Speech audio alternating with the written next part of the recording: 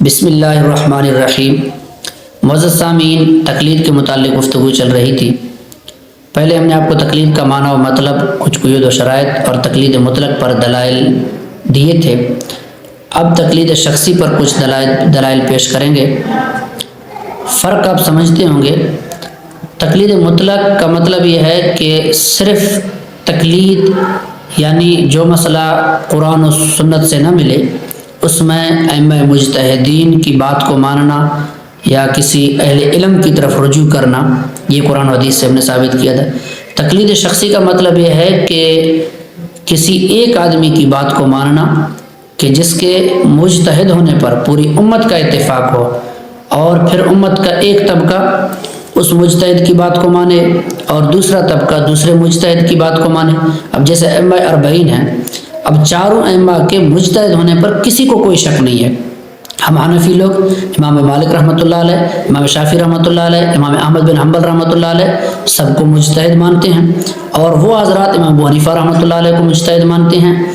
اب امت کے ایک طبقے نے امام ابو حنیفہ رحمۃ اللہ علیہ کی اتباع اور تقلید کی، اور دوسرے طبقے نے امام مالک کی، پھر ایک طبقے نے امام شافعی کی، اور ایک نے امام احمد بن حنبل رحمۃ اللہ علیہ کی۔ اب اس کو کہتے ہیں تقلید شخصی۔ اس پر دلائل دینا رہتے تھے۔ نمبر 1، اللہ تبارک و تعالیٰ قرآن مجید میں فرماتے ہیں وَاتَّبِعْ سَبِيلَ مَنْ أَنَابَ إِلَيَّ، ان لوگوں کے راستے کی اتباع کریں جو اللہ کی طرف رجوع کرنے والے ہیں۔ علامہ آلوسی رحمۃ اللہ علیہ نے روح المعانی جلد 21 میں اس آیت کی تفسیر میں لکھا ہے، فرمایا وَاتَّبِعْ سَبِيلَ مَنْ أَنَابَ إِلَيَّ بِالتَّوْحِيدِ وَالْإِخْلَاصِ بِالطَّاعَةِ وَحَاصِلُهُ اتَّبِعْ سَبِيلَ الْمُخْلِصِينَ، یعنی فرمایا کہ اللہ کی طرف رجوع کرنے والے ہوں توحید اور اخلاص کے ساتھ، یعنی حاصل یہ ہے کہ آپ مخلصین کے راستے کی اتباع کریں۔ اب میرا فریق مخالف یہ بتائے کیا ائمہ مجتہدین، ائمہ اربع، ان میں سے ہر ایک مخلص تھا یا نہیں تھا؟ عقیدہ توحید پر عمل پیرا تھا یا نہیں تھا؟ اگر جواب نفی میں ہے تو آپ کے ذمہ ہے کہ آپ ثبوت پیش کریں۔ اگر جواب ہاں میں ہے تو قرآن مجید میں اللہ تبارک و تعالیٰ حکم دیتے ہیں کہ جو اللہ کی طرف نیابت کرنے والے ہیں، اور اس کی تفسیر جو مجھ اور آپ سے زیادہ علامہ آلوسی رحمۃ اللہ علیہ جانتے ہیں، کر رہے ہیں کہ مخلصین کے راستے کی اتباع کریں۔ میں اربعہ کو میں مخلص بھی مانتا ہوں، مواحد بھی مانتا ہوں، میں ان کے راستے پر ہوں۔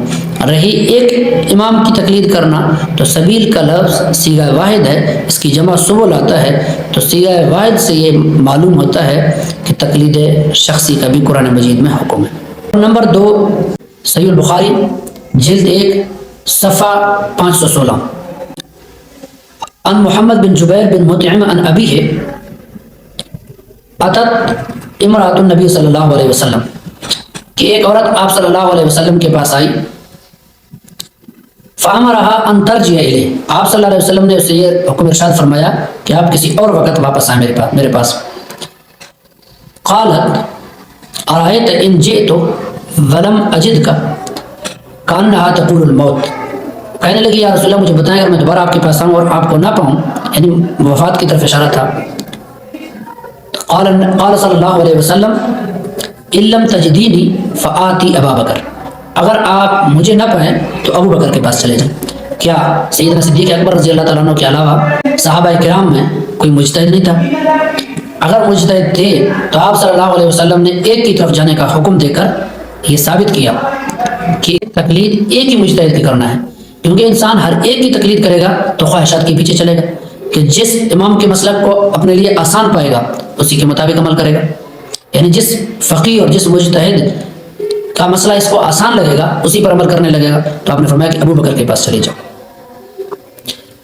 اور اسی طریقے سے دوسری حدیث صحیح البخاری جلد 2 صفحہ 997، حذیل بن شرحبیل رضی اللہ تعالیٰ عنہ کہتے ہیں قال سئل ابو موسیٰ رضی اللہ تعالیٰ عنہ عن بنت و ابنت ابن و اخت، ابو موسیٰ رضی اللہ تعالیٰ عنہ سے میراث کے متعلق، بیٹی، بہن اور پوتی کی میراث کے متعلق پوچھا گیا۔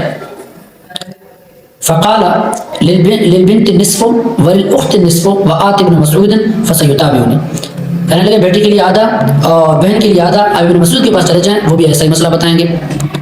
آگے فرماتے ہیں راوی فسئل ابن مسعود واخبر بقول ابی موسیٰ رضی اللہ تعالیٰ عنہ، ابن مسعود رضی اللہ تعالیٰ عنہ سے پوچھا گیا اور جو موسیٰ نے مسئلہ بتایا وہ بھی ان کے سامنے رکھا گیا. فقال لقد ضررت اذا وما انا من المهتدين اقضي بما قضى النبي صلی اللہ علیہ وسلم. اب ابن مسعود رضی اللہ تعالیٰ عنہ کہنے لگے کہ میں اگر یہ فتویٰ دوں تو میں گمراہ ہو چکا اور راہ راستے بھٹک گیا، میں وہی فیصلہ کروں گا جو اللہ کے نبی صلی اللہ علیہ وسلم نے کیا. آگے فرمایا وللبنت النصف ولابنۃ ابن السدس تکملۃ الثلثین، بیٹی کے لیے آدھا اور پوتی کے لیے سدس چھٹا حصہ، 2/3 پورے ہو جائیں گے. وما باقی فللاخت، اور جو باقی رہ گیا وہ بہن کا ہوگا. کہتے ہیں فآتینا ابا موسیٰ رضی اللہ تعالیٰ عنہ، ہم ابو موسیٰ رضی اللہ تعالیٰ عنہ کے پاس آئے. فاخبرناہ بقول ابن مسعود، ابن مسعود نے جو مسئلہ بتایا وہ ہم نے ان کے سامنے رکھا اور اس کے متعلق ان کو خبر کر دیا. فقال لا تسألونی ما دام هذا الحبر فیکم، جب تک یہ عالم یعنی ابن مسعود رضی اللہ تعالیٰ عنہ تمہارے اندر موجود ہے مجھ سے مسئلہ مت پوچھو. اب دیکھیں واضح الفاظ میں کہ ایک آدمی تقلید کی اتباع اور تقلید کا حکم دیا جا رہا ہے کہ یہ مسئلہ زیادہ جانتے ہیں، جب تک یہ تمہارے اندر موجود ہے مجھ سے مسئلہ نہ پوچھو. آخری حدیث مصنف ابن ابی شیبہ جلد 17 میں کہ عمر بن خطاب رضی اللہ تعالیٰ عنہ نے ایک مرتبہ لوگوں کو خطبہ دیا.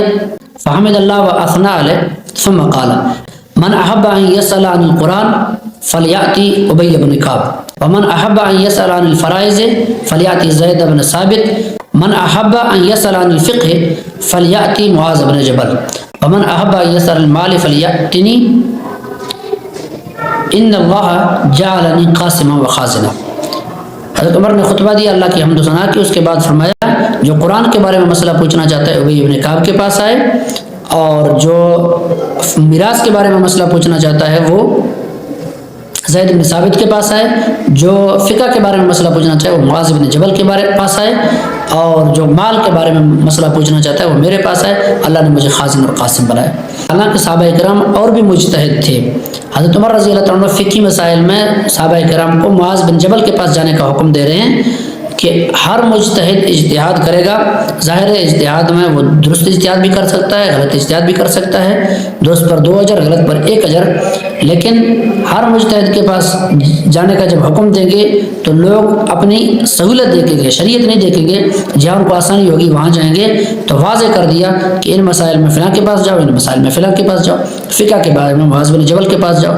تو امام ابو حنیفہ رحمۃ اللہ علیہ کی تقلید ہم فقہی مسائل میں کرتے ہیں، ان کی اتباع ہم فقہی مسائل میں کرتے ہیں. اور وہ فقہی مسائل انہوں نے اجتہاد کر کے قرآن و سنت سے ہی اخذ کیے، اپنی طرف سے نہیں بنائے. اور قرآن و سنت کے منافی کوئی بھی ان کا فتویٰ ہوگا تو ہم ریجیکٹ کر دیں گے، لیکن قرآن و سنت کے منافی ان کا کوئی فتویٰ بھی نہیں ہے. یہ نہیں کہ میں کہتا ہوں امام ابو حنیفہ مجتہد ہے، پوری امت کا اس بات پر اجماع اور اتفاق ہے کہ امام ابو حنیفہ رحمۃ اللہ علیہ مجتہد ہے.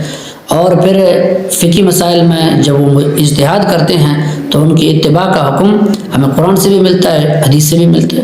قرآن میں اللہ فرماتا ہے سبیل، اس شخص کے راستے کی اتباع کرو جو میری طرف رجوع کرے، یعنی مخلصین کے راستے کی. امام ابو حنیفہ کے اخلاص پر کسی کو شک نہیں. اور آپ صلی اللہ علیہ وسلم نے اس عورت کو حکم فرمایا کہ میں نہ ہوں تو ابو بکر کے پاس چلے جاؤ. ابو بکر فرد واحد ہے، ایک شخص ہیں. اور اس طریقے سے ابو موسیٰ نے فرمایا جب تک یہ عالم موجود ہے مجھ سے مسئلہ مت پوچھو، یعنی اس سے مسئلہ پوچھو. حالانکہ ابو موسیٰ خود صحابی رسول ہے اور خود مسائل جانتے تھے، اس کے باوجود ایک آدمی کی طرف جانے کا حکم دے رہے. اور حضرت عمر بن خطاب فرما رہے کہ فقہی مسائل کسی نے پوچھنا تو معاذ بن جبل کے پاس جائے. فقہی مسائل میں فرد واحد کی اتباع اور تقلید کا حکم ہمیں قرآن سے بھی ملتا ہے، حدیث سے بھی ملتا ہے. نہ ماننے والوں کا کوئی علاج نہیں ہے. انشاءاللہ العزیز آگے تقلید پر وارد ہونے والے شبہات کا بھی جواب ہم وقتاً فوقتاً آپ کے سامنے عرض کریں گے. اللہ تبارک و تعالیٰ سمجھنے کی توفیق نصیب فرمائے. وآخر دعوانا الحمدللہ رب العالمین.